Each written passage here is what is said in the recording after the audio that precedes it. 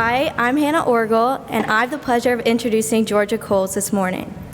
I can proudly say that out of all the girls in our grade, I have known Georgia the longest.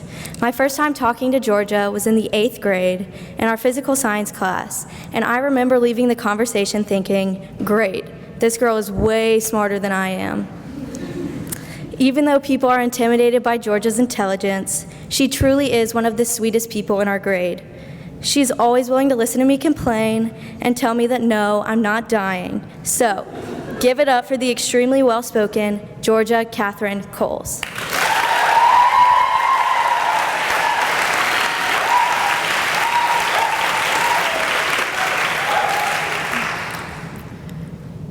With it being senior year, I've got high school superlatives on my mind. They feel like identity but simplified, stereotypes even.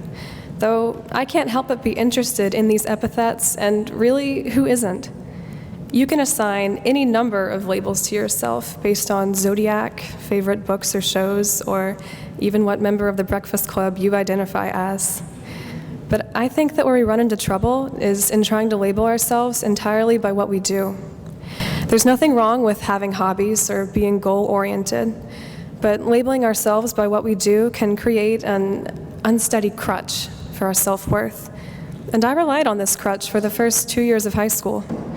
I wanted to stand out in a sea of exceptionality, and I thought that to do that, I had to be a capital W writer. I simplified my identity to the superlatives of poet, writer, and as Molly Aslan once very eloquently put it, a future English teacher of America, or FITA for short. I wanted to live up to this archetype, so when I wrote, it was in vague, overly flowery poetry, because I thought that was all I could do to make my writing what I wanted it to be, beautiful and meaningful and maybe even brilliant. Was it arrogant? Extremely. But it was also desperate. I wanted to at least be the best at something, because otherwise I felt out of positive labels. I believed that I was awkward and standoffish and scattered, and as much as I didn't like these aspects of myself, I thought that I could push past them with one overarching capital identity. When I was forced to look past my self-proclaimed poet status, I found a lot in myself that I didn't like. And maybe worse, I didn't try to change or accept myself.